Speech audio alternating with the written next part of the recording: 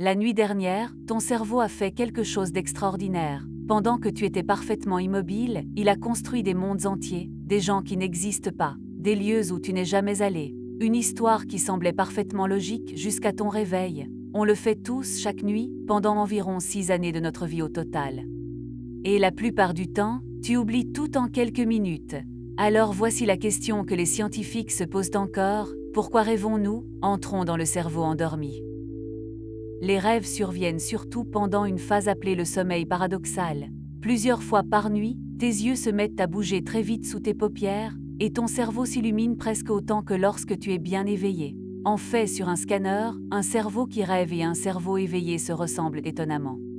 La seule différence, les portes du monde extérieur sont fermées, et le spectacle se joue entièrement dans ta tête. Mais voici une astuce de sécurité ingénieuse. Pendant le sommeil paradoxal, ton cerveau paralyse littéralement ton corps. Tes muscles se coupent pour que, quand tu rêves que tu cours, tu ne bondisses pas réellement hors du lit. On appelle ça l'atonie. Et parfois, le système bug, tu te réveilles avant que la paralysie ne se dissipe, et pendant quelques secondes, tu ne peux tout simplement plus bouger. C'est la paralysie du sommeil, troublant, un peu effrayant, mais totalement sans danger. Maintenant, le grand mystère. Malgré des décennies de recherche, la science n'a pas une seule réponse définitive à la question de savoir pourquoi nous rêvons. Ce qu'elle a, ce sont plusieurs théories solides, et la vérité est sans doute un mélange de toutes. Passons donc en revue les meilleures, car chacune révèle quelque chose de fascinant sur ton cerveau.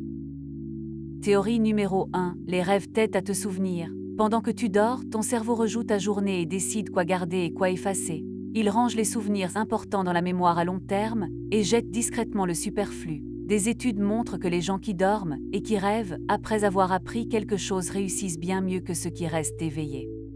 D'une certaine façon, rêver, c'est ton cerveau qui appuie sur sauvegarder. Théorie numéro 2, les rêves sont une thérapie nocturne. Pendant le sommeil paradoxal, ton cerveau retraite les souvenirs émotionnels, mais avec les hormones du stress en sourdine. C'est comme revivre un moment difficile dans un état plus calme, ce qui adoucit sa charge émotionnelle au matin. C'est pour ça que l'expression la nuit porte conseil fonctionne vraiment. Ton cerveau endormi fait tranquillement le ménage émotionnel que tu n'as pas eu le temps de faire dans la journée.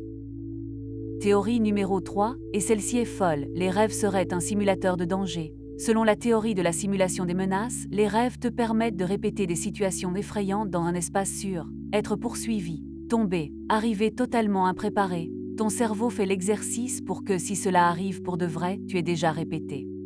C'est peut-être une des raisons pour lesquelles nos ancêtres qui rêvaient ont survécu et sont devenus nos ancêtres. Théorie numéro 4, les rêves te rendent créatif. Quand tu dors, ton cerveau relie des idées que ton esprit logique tiendrait bien séparées. C'est pourquoi tant de découvertes sont nées dans des rêves. La structure de la molécule de benzène, la mélodie de la chanson Yesterday des Beatles, l'intrigue entière de Frankenstein. Ton cerveau endormi est un artiste un peu déjanté qui ignore les règles et tombe sans arrêt sur du génie. Mais pourquoi les rêves sont-ils si étranges? Voler, des chiens qui parlent, ton ancienne école qui se transforme en océan? Une théorie dit que tout commence par des signaux aléatoires venus du fond de ton tronc cérébral. Ton cerveau supérieur, qui déteste le non-sens, tente désespérément de coudre ces étincelles aléatoires en une histoire. Le résultat, un film surréaliste improvisé. Et pourquoi oublies-tu tout si vite? La substance chimique nécessaire pour enregistrer de nouveaux souvenirs est presque éteinte pendant que tu rêves. Ton cerveau a créé un chef-d'œuvre, puis a oublié d'appuyer sur enregistrer.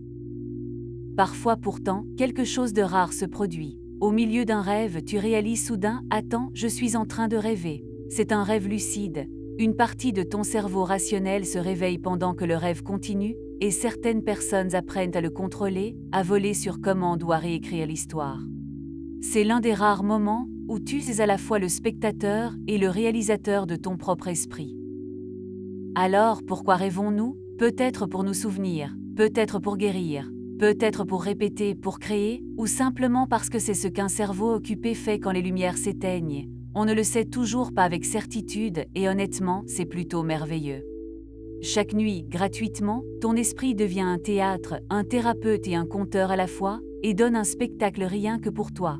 Alors ce soir, quand tu fermeras les yeux, sois attentif. Ton cerveau s'apprête à créer quelque chose que personne d'autre ne verra jamais. Fais de beaux rêves.